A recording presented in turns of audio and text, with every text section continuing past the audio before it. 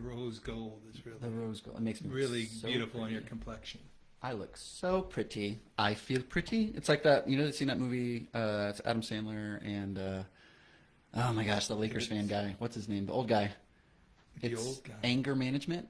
I have not seen that. Oh, it's really funny. Seen The Cobbler though. That's all I think about with that song is like that. I feel pretty. But see, you I've know, heard we that got- song we though got- too, but I've not seen the movie.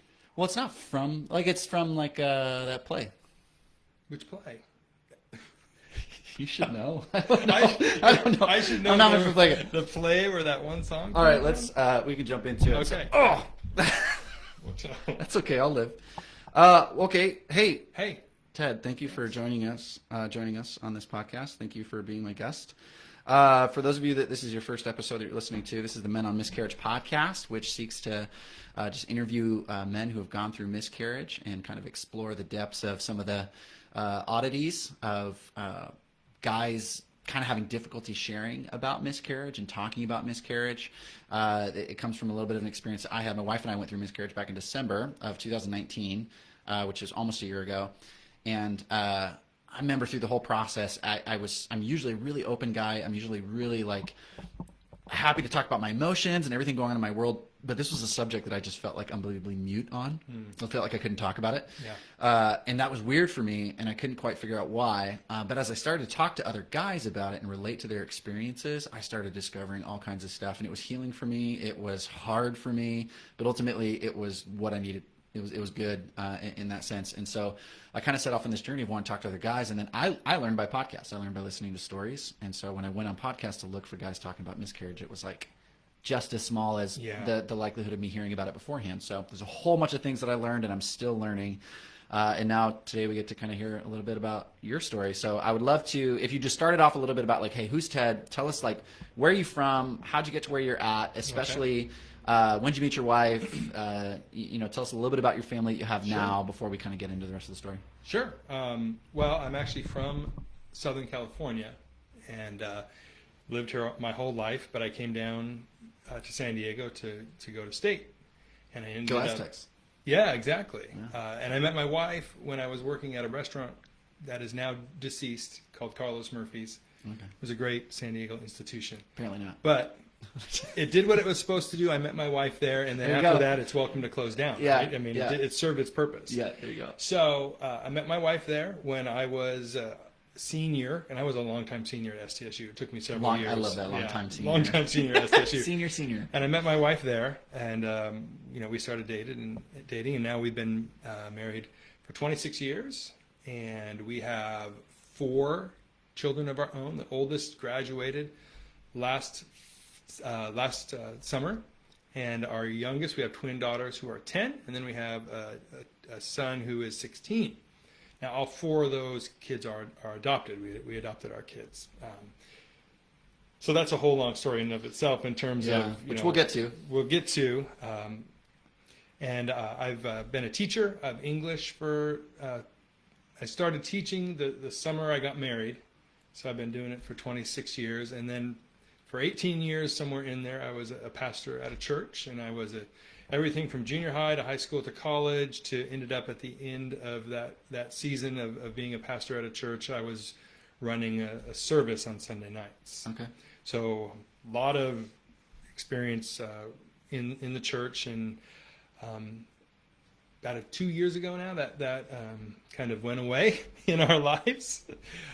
But that's kind of about me. So we've walked through a lot of things. I think with when you get to the point of why people adopt, what brought them to that decision, and there's some people that start off like being even young, like I always want to adopt somebody.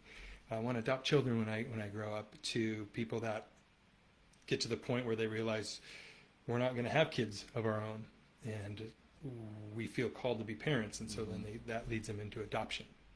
So over the course of however many years, 8-10 years, we ended up adopting four children, and it's just been an amazing experience. The types of adoption that we have, called open adoption, where we know all the adoptive families and the kids know all of their birth parents and each other's birth parents. So there's a lot of just huge blessings in that that people don't always understand because, there's a lot of fears too. Yeah, there's a stigma. Yeah, there's some fears with adoption, and people don't always realize the blessing of open adoption, both for your kids and the birth families and yourselves, but how a lot of this maybe some of the stigmas and misinformation about adoption is addressed when you have open relationships like that. And then, of course, when we come to what we're talking about today, we've walked through, various types of grief from the beginning of that process into our own miscarriage, which was when our daughters were 2, I believe, 2 or 3. And so we're talking about 8 years ago, 7, 8 years ago. 8 years ago. Okay. Yeah, at this point. Well, I'd love to, because there's you and I, you shared a little bit with me about this interesting idea of adoption miscarriage, which I'm excited to hear a little bit more about in a couple of minutes. But I'd love for you to just kind of tell the story. Like every guy, when it comes to the miscarriage, and you start talking with another guy, there's the story, and it always starts somewhere. So I would just say, start where you want to start. I would recommend, like, when did you guys decide that you wanted to try to have your own? And then maybe walk me through the process up into the miscarriage, and then we'll kind of get into some more questions from there. Sure. Now, when you say try to have our own, do you mean initially before we adopted? Because oh yeah, that's good. You start where you think it makes sense. Facets of that, which is, we had, like a lot of couples, we had our plan. Like we're gonna get married, we're gonna have start our careers, maybe we're gonna get our house, and somewhere along the line, after X amount of time, we're gonna start our family. And so for us, it was 5 years in, right? That was our plan. It was 5 years in, we're gonna start having a family. And so at 4 years, we started trying, and you just think it's gonna work. You think everything's gonna to be fine. And so we tried, and you're getting on a year, and then you start asking questions. Yeah. Because there's friends of yours and people around you that they barely have to look at each other and they're pregnant. It just happens. Yeah, and they say 6 to 12 months is the average. But Right. I don't know about you, but for me, it always felt like, well, I just feel like, yeah, they breathed on her, and now she's pregnant, and it's like, but the average is 6 to 12 months. So you're saying you get to that 12 months, and now you're kind of, and then you're kind of asking questions, and so then you start testing, and which is always a fun process, right? To get tested and see if something is wrong. And Jolie had endometriosis. What's that? It's when, like, your fallopian tubes are kind of clogged with fibers, and so it has a hard time connecting in there. Okay. And so she went through a process which kind of clears those out, and you're supposed to be good to go for like 6 to 12 months at that point. And we got to the point where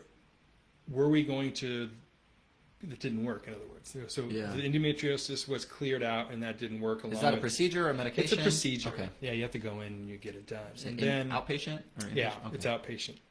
And then it was to the point, because she tried some of the medication to make you more fertile, and it was to the point where were we going to go in and do kind of some of the hardcore, fertilization kind of thing. And we both just felt at that point that wasn't God's plan for us.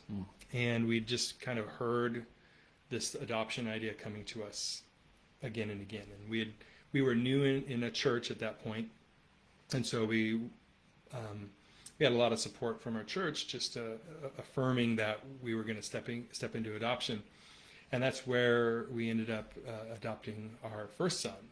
I was preaching on a Saturday night, and a man at our church had invited his daughter to come to the church over and over again. And she finally came on that night, and she was pregnant and didn't know what she was going to do, and had already had a daughter and knew that she was pregnant with a son, but she was not married and wanted the son to have a father.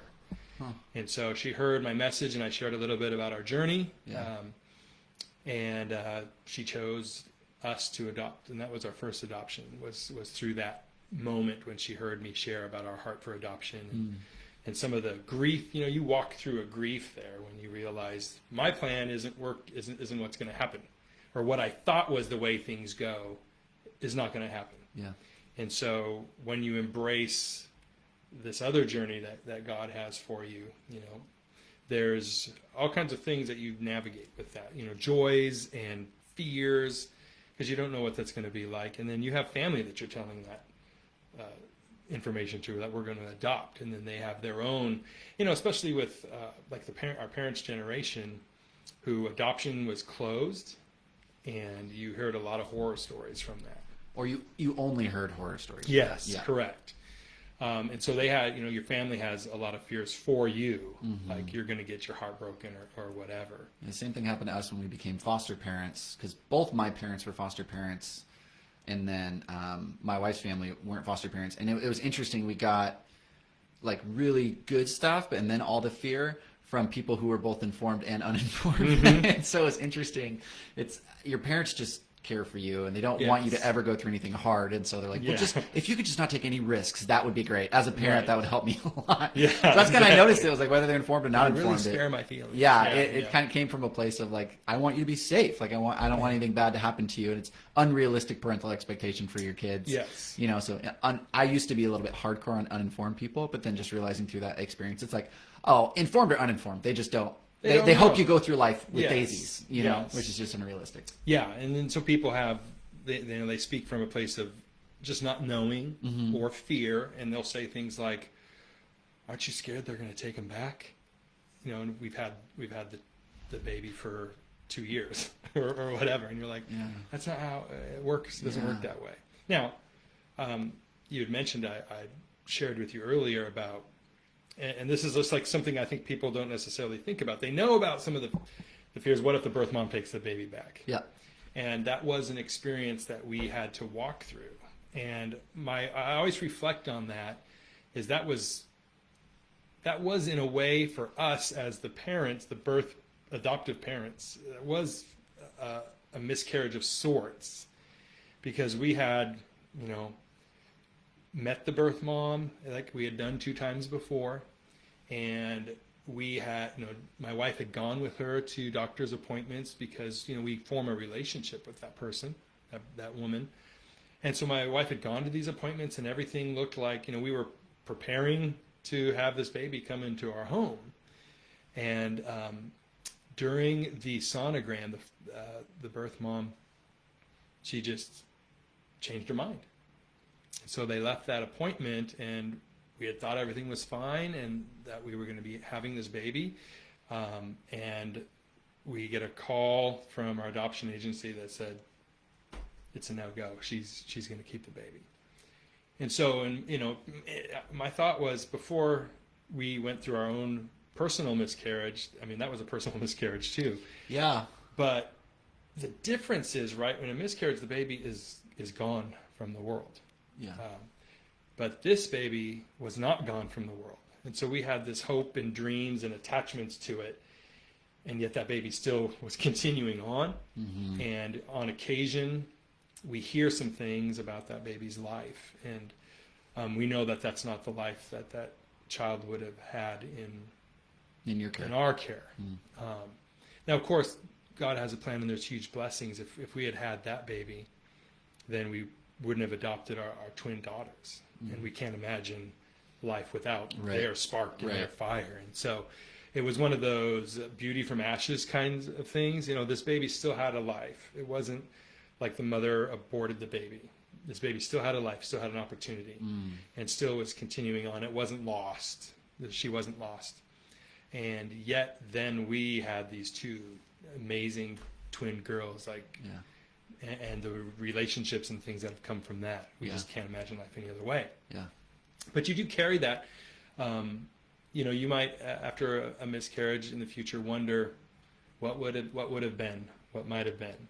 And so in that same way, you wonder, how would her life have been different? You know, if she had been placed with us versus kept from the birth mom. And oftentimes in adoption, the main goal for certain adoption agencies, of course, is, you know, they come into the life of this birth mother, and if the birth mother is in a place where she can care after the baby, that's the goal. Right. That's the goal. But there's very real situations where it's just not possible for a birth mom to, in any capacity, be able to care for that baby. And for our twin girls, can you imagine like a mother who is not able to take care of one baby, then she has two, and she's like that's just kind of probably overwhelming, and just and what you're able to have to come to the place where I can't care after these babies, and then placing them with a family. And so for us, that was just kind of a miracle moment, because when we were filling out the paperwork, it's a lot less fun to fill out paperwork to adopt than it is to, so the paperwork says, like, are you willing to accept, they ask you all kinds of questions. Like, are you willing to have biracial? Are you really willing to have the mother to have smoked marijuana for X number of months? Yeah, and so all those kinds of things, questions. And are you open to twins? And so I was like, don't mark that box. I checked the box, right? We learned that in foster care, man. You'll get like 5,000 calls, and we're like, we'll mark it because we're open to it. Yes. And they're like, but we don't have 2 bedrooms. So it was like, practically we can't do it. It makes it hard, right? But yeah, it's crazy. So Jolie was like, are you serious? You're willing for twins? I'm like, well, if you got pregnant and you had twins, that's the way it is. Yeah, there you go. So if by some miracle that we could adopt twins, would we say no?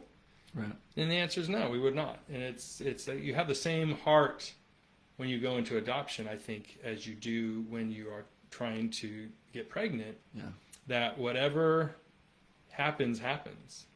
And so we go into adoption the same way we would go into pregnancy. Like, that's God's child, and whatever God decides, it is well with my soul. Right? And so we had to come to that place where, when we lost the baby because the birth mom decided to keep her, we had to walk through, I feel, very similar, the grief, the emotional process, not the physical process as much, of losing a child.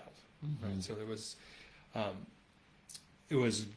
you walk through grief just to come to the place where you realize we're not going to naturally have a child. And so we've walked through quite a bit of different facets of grief when it comes to children, and losing them, and not being able to have them. But there's so much joy just in the journey that we've had that I don't want to come across like I'm callous to it or I'm not feeling through it, but that we've walked through a lot of it. Yeah. And when even we talk about our own miscarriage, I mean, I'm almost a decade out from that. Yeah. So I've had lots of time to think through and process and have conversations about it, and we've had opportunities to minister to other couples, both through adoption and through miscarriage, and all of the things that God has led us through to be able to then invest and share and comfort and all the things that come with that. So where in the process where in the lineup did the physical miscarriage happen? So you kind of had the adoption that fell through, like literally when you're doing the ultrasound, adoption's fallen through. Was it next you guys tried for your own and that experience happened, or was there an adoption and then? We'd actually adopted the girls already. Okay. And it was one of those, we'd been jumping without a parachute for 2 decades, And so at this point you're just like, it's not going to happen. So we're not going to worry about it. And we just figured we were done. Right. And then all of a sudden, without any thinking about it or any plan about it, no period. Yeah, well, you're not using protection because you're like, we don't think that we can, so we're just operating out of the norm. Out of the norm, whatever. It's like, and for a season, you're like, we weren't using protection because you're like, if it happens, it happens. Right. You get to that stage where you're like, you know what, you get knocked up, and that's where we're at. And then you get to the point where, well, it's never happened, so it's just not going to happen, so don't worry about it. Yeah. And we'd already had, we had our 4 children, and the girls, for people that have had twins, you just are so grateful that they're not triplets. It is a crazy life. Yeah. And we really just feel when we see those people like carrying the 2 car seats on either side. We're just like, oh, I get you, bro. feel you, because there's been times when Jolie was taking them down to the beach and she gets them out of the van, and it's when I'm working, and one runs towards the water and one runs towards the parking lot, and you're like, okay, who should I save? Who's who? Yeah. And so it's just crazy. Oh my gosh. And so we're in the midst of that. We have the two boys in school, and then the two girls are little, actually, yeah. And then we find this out, and so we find out that the test comes back positive, and we're just like shell shocked at that point, because you're like, no way. Number one, you don't ever expect it's going to happen. You've already set your mind to be like, this is a no-go, and you're resolved to that. You're fine with it. You've come to a place of peace, and we were.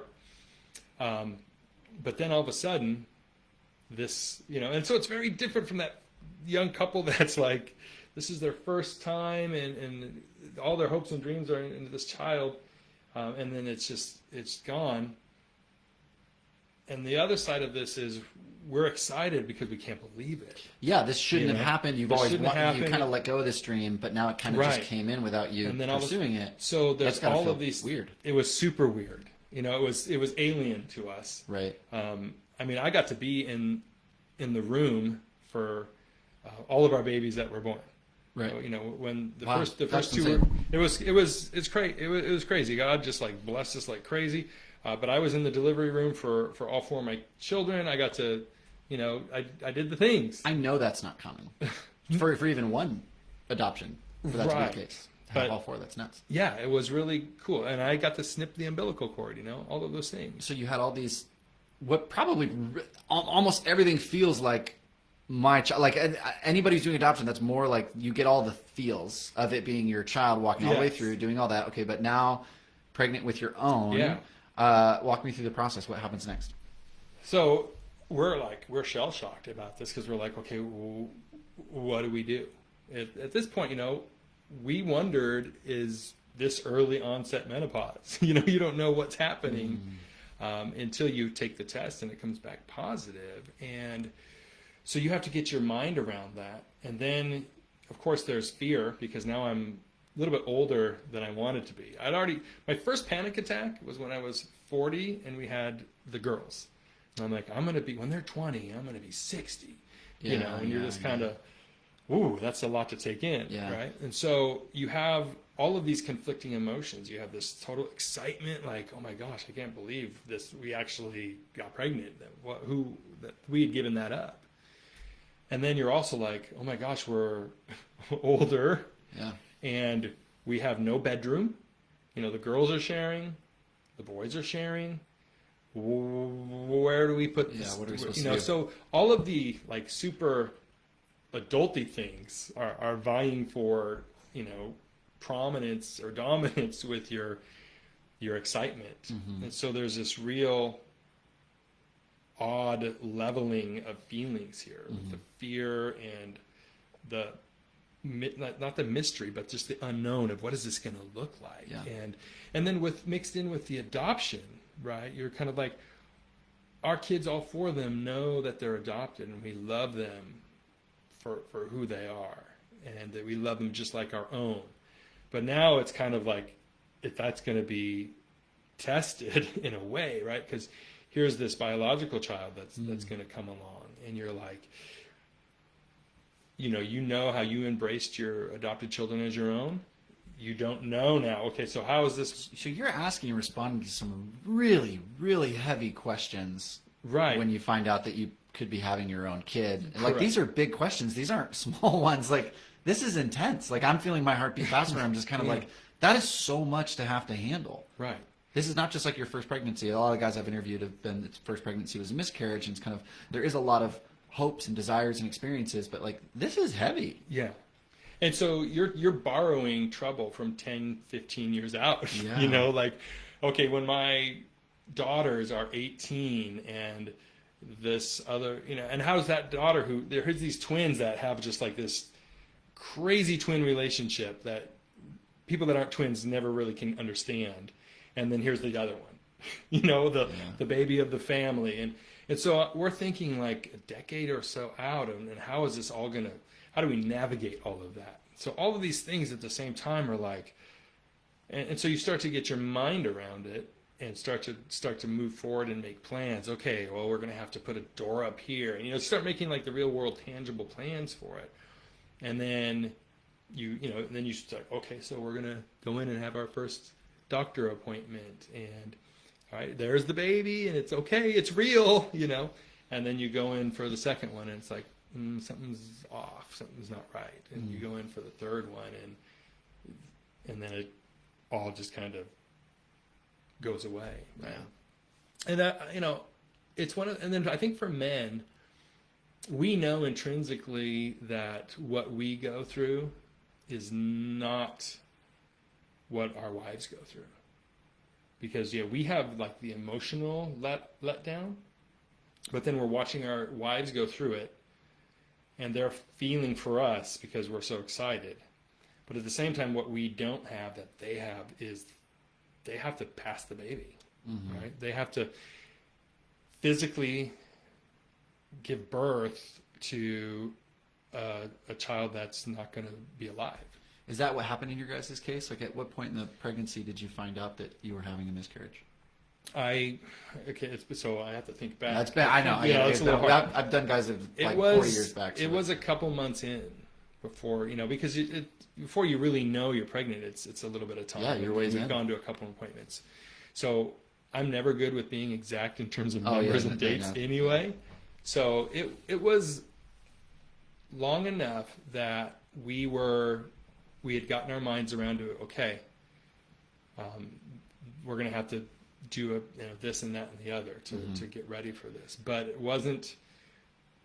We were very cautious anyway of sharing that. So we didn't tell a lot of people. Okay. It wasn't like we put it on. It wasn't Facebook official. Yeah. Or anything like that. So a lot of people didn't know that we walked through that. Did you find out and then kind of wait to pass the baby? Or because that experience I've noticed for a lot of guys it's so different. Did you do you remember hearing a heartbeat and then this is happening, or did this happen before you had the heartbeat appointment? I think it was before the heartbeat appointment. Okay. But it was one of those, we're going to have to wait and see. So it was a waiting period of, is this baby going to grow or not? Okay. And so we're waiting for that. And so you're kind of like in this limbo. Yeah. You don't know which way it's going to go. And then once you find out the baby's not viable, then the doctor said, if the baby doesn't pass, then you'll have to come in. The options. They have the DNC procedure, or sometimes they have medication you take that simulates a natural evacuation. Correct. Yeah. Yeah, we learned a lot about this stuff. So you guys opted to just wait and kind of see. We waited, and Jolie went through that on her. Her mom was her. How long after? I think when we knew it was not going to happen, I think it was within a week or so. Within a week or so. Yeah. Wow. Yeah. And so people that were close to us knew. Right. Right. And a couple people that I worked with knew. What was that experience like for you? You had very few people that knew. You said your mom was kind of in with her in this process, or like so. Yeah. What was it like for you when you found out? How did you find out? Was it a phone call? Was it a text? Were you around? I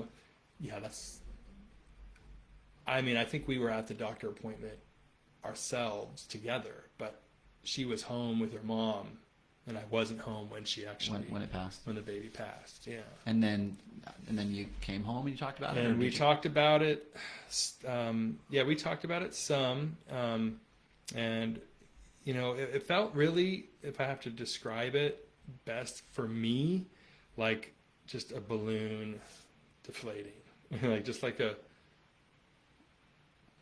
just kind of went numb, I guess, in some ways, but just kind of like just confused. I think there's a lot of confusion, and these are the kinds of things we find out the answer to when we meet God face to face, right? Because it's like, okay, God, what was that about? I think that's what both of us kind of came out. She, I think, emotionally had a harder time than I did just because of the physical part for her. Yeah. You know, I wasn't there. I didn't go through it. And for me, it was just more like that idea was gone. And so I just kind of just felt like emptied out, Right. I think. And I think that had to do partially with the conflicting, just the conflicting emotions of it, the fear that was going along with it of how are we going to do this and what would this look like and how are we going to navigate this with our adopted family over time. Right. At the same time, you're like, I can't believe this is happening. This is Right. crazy and, you know, wonderful and all. So I think it's like it was all that together was just, and you just kind of I was just kind of left thinking, what was that? Yeah, because you had this huge, massive buildup. You're trying to think through how are we going to add another kid? God forbid, twins. You made the joke about that. Like, how are we going to add another child to this mix? And so you're going through all the stuff. You're doing all the math. You're counting all the numbers. You're making all the concessions, all that stuff to get ready for this. And I assume, like, turning your heart towards acceptance and maybe even excitement. Like, we've been waiting for this. We've been wanting this. Maybe not now, but like, we're excited. Yeah. And then all of a sudden, it's just like a stop that you said, like a balloon that deflated. What was the next week like? You said she kind of felt it more emotionally than you did, and I resonate with that. I think a lot of guys do that. And numbness. I think we want to. I mean, whereas our wives might want us to just weep with them, oftentimes I think sometimes we feel like this is a lot harder for her than it is for me. Yeah, it would be almost disingenuous for you to be as impacted by her. Oh, sorry, as impacted by it as her. Yeah. And so there's that, like, kind of trying to keep yourself in check. Right. Like you want to be as comforting as you can. Okay. It's like it would feel almost, I don't know, to me it would feel, for her having gone through that, for her to have to comfort me. Yeah, it feels unfair. It feels unfair. It feels like, I don't want to say being kind of a baby per se, but it feels like unfair. Like you shouldn't have to comfort me because of what you've gone through. Mm-hmm. And yet, when we look back, how often has God then used your experience to comfort others? And so, you know, in the moment you don't think like that. In the moment it's very emotional and it's very, you know, there's a lot of grief. Yeah. And so, and to be a little bit spiritual, I don't think the expectation from God is that you would have that right out of the gate. You know, it's kind of like you think about the heart of a father, you know, and a crying kid, you know, the father's not going, well, you know, this will, you know, give it a year and this will feel like, it's just, oh, I'm with you. I'm so sorry. This must hurt so bad. Right. And, you know, I can see the difference for if that had happened as our first experience and we had miscarried. For us, it was tragic and sad and befuddling, and we're like, what? Well, God, why did you let us get pregnant this late in the game for then the baby to be gone? Yeah. And so you have those questions. But at the same time, right, we have 4 kids and life is crazy, and so it's easy then to maybe you have that lingering sadness, but you have to you can't not be there for your other 4 kids. Yeah, it's like you're kind of, you shouldn't, you wouldn't, you couldn't, you know, like do all that processing in the moment. What were the next 6 months like after the miscarriage? I mean, how did having your 4 kids with you impact that? What was I interviewed Chris, and he had shared that, like, it felt like he and his wife were on 2 different trajectories, like going the same direction, still with each other, but just on 2 different things. Mm-hmm. You know, and then at some point they finally were able to come back together. I resonated with that with my wife and I. She did a lot more working. She did a lot more talking. She did a lot more processing. She did a lot more healing than I did. And primarily because I kind of felt this, like you had said, so many of the guys, almost everybody has said, like, I felt this need to protect my wife from everything that was going on. And when you're protecting somebody, you're not protecting yourself. Right. You know, and so the only thing you can do to survive is to not clam up, but like guard up. You know, you kind of crust over a little bit. And so that's not every guy's experience, though. Yeah. So what was your experience like? And then also maybe in tandem what was your wife going through over the next 6-month period as you guys kind of coped with what happened? I think really we got busy in life. It's like just doing, I mean, she had every day filled with 2 little girls that were constantly busy, right? It was, so she got busy with raising our kids and doing ministry and working her business. And so I think we both, because we'd walked, at least for me, we both walked through these different issues of grief, that we just kind of were like, that was strange. As much as like, just trying to figure out what was that about. And so I think periodically we would touch base on that. And we didn't ever really think like, well, maybe it's going to happen again. It was one of those, like, for whatever reason, God allowed us to walk through that. And I think that's where we got to. And and we've been available to couples that have miscarried and have talked, Jolie's obviously talked with women as they've walked through that before, but we just kind of got to the point where, like, we don't really know what that was about, except that God kind of gave us that experience. And was that for him to tell us, this was my plan for you, was to be adoptive parents? We don't know for sure. It's like, that's one of those questions. And so I think for us, our conversations were more trying to resolve what was this about, and just think, we didn't dwell. I don't think we dwelled too much on what would that child have looked like, or things like that. But it was more just like, well, you had some. You didn't need to. Yeah, it's almost a distraction. I hate using the word distraction because it sounds unhealthy. Yeah. But I've talked to a lot of guys that one of the ways they healed with miscarriage was they started trying again as quickly as they could, because they still wanted to be parents, which is a good thing. It's a good desire, and there's no reason not to keep going.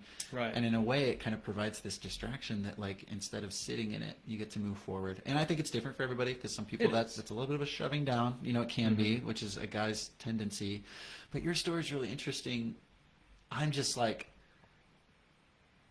wondering what I would be thinking in your circumstance. Kind of like you tried, you couldn't, you kind of accepted that you couldn't, and then you get pregnant, and it's like, oh wow, it's almost like a miracle, and then miscarriage, and it's almost like, wow, this is so much worse that you gave it to us. Do I even understand what a miracle is anymore? Right. Partly, like this, it almost feels more like what looks like a miracle turned into a curse. Like the Christmas story turns into Halloween real fast, and you're just like, that's awful. And that's I think so sometimes tough. We think we know what story God is going to write for us. We make assumptions of that, and so Bring up expectations. Like, we had these great adoption experiences with the boys, and then we thought we were going to, and then we had the loss of the one baby, but then we had this kind of redemptive story with the girls. And so to us, maybe it's like, well, maybe God is just writing this cool story where we adopted these children, we've been raising them, and we just love our family, and all of a sudden, a cherry on the sundae, or whatever you might want to look at it like, is we now, for whatever reason, God waited until this point, and then or not.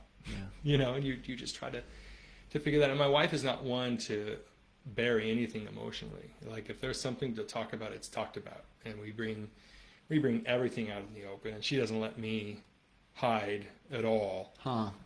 She understands me. We've been married 26 years, and she reads me like a book, and so she knows when I need space, she knows when she needs to confront me, so she doesn't hide anything inside. It's always whatever needs to be out there is out there. And so I don't feel like there was like any pressing down, but there was just a sadness of what we thought might be but didn't understand. But then also this, okay, well, although those things we were fretting on and worrying about and concerned about, those are also gone. And in a weird way, this is the last question I'll ask before we take a break, and you got dad duties, and then we'll come back for part 2 of the interview. But I feel nervous about asking this question, but I know that I've talked to guys about this, and it's so much of what this podcast has done has been giving guys the opportunity to have someone, this phrase that I stole from someone else, but I like to use is sit in the suck. Yeah. It's kind of like not necessarily trying to jump to the positive conclusions, jump to the answers, right. or just say, well, I should feel fine, so I'm just going to pretend like I do. But just like, what are the real emotions? You mentioned just right there at the end, like, well, now we're also processing not worrying about this other stuff we were worrying anymore. What was your experience with the sensation of relief during the miscarriage? Because it almost sounds, again, like I said, I feel weird about asking that, because you're like, no that's a way in natural hell do I question. experience like any sense of relief. But I'm sensing that there's, in a situation like this, there's a pull and there's a tug of, I don't know. There, and that's the thing, and it's like there isn't a, and it's with any stress, when the stress is relieved, you're like, okay, I don't have that stress.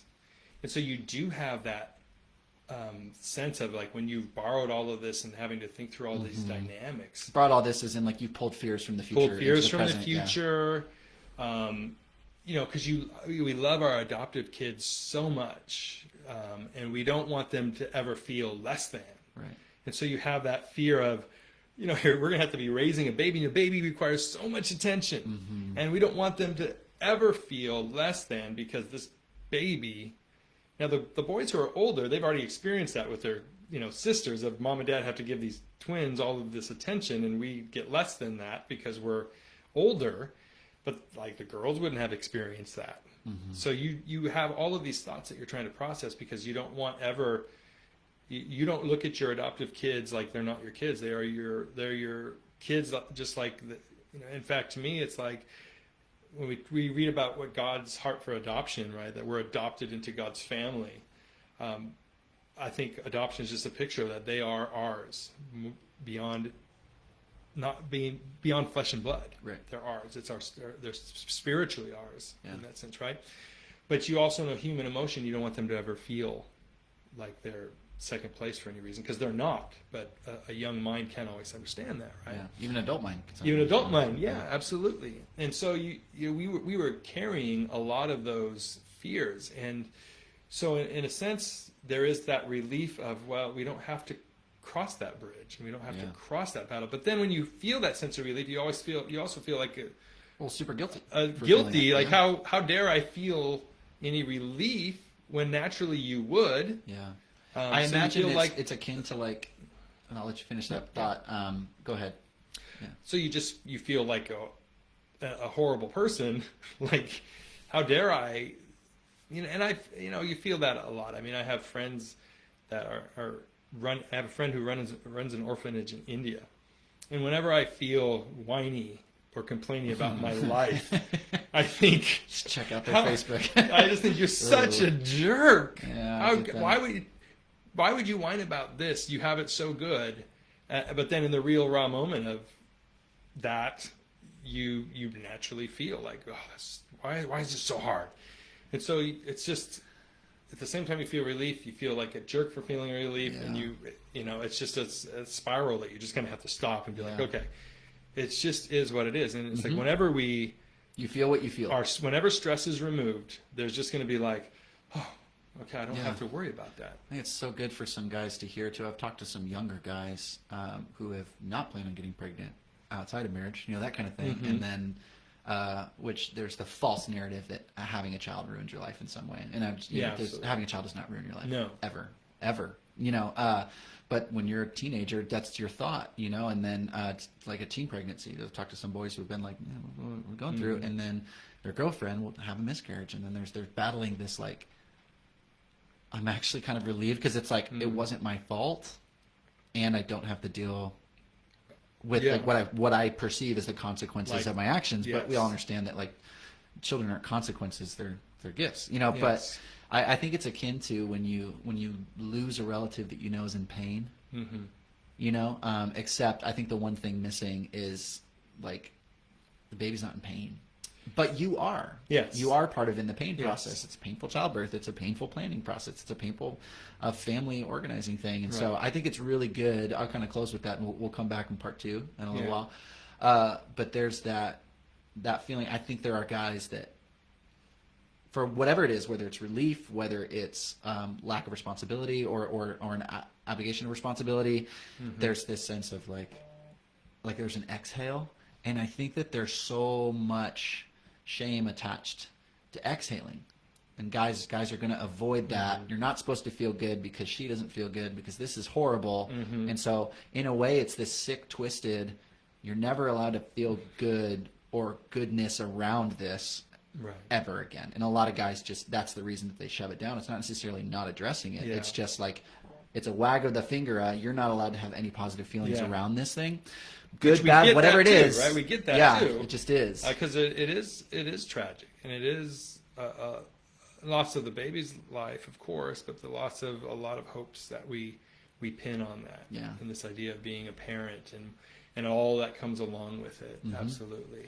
And it's one of the, in my, at least in my life, it was, I mentioned this in one of my other podcasts, but like I remember the woman who does our marriage therapy, which we've been doing for almost 10 years now. She had asked me, and like, as we were going through this, like, Tobias, is this the worst thing that's ever happened to you?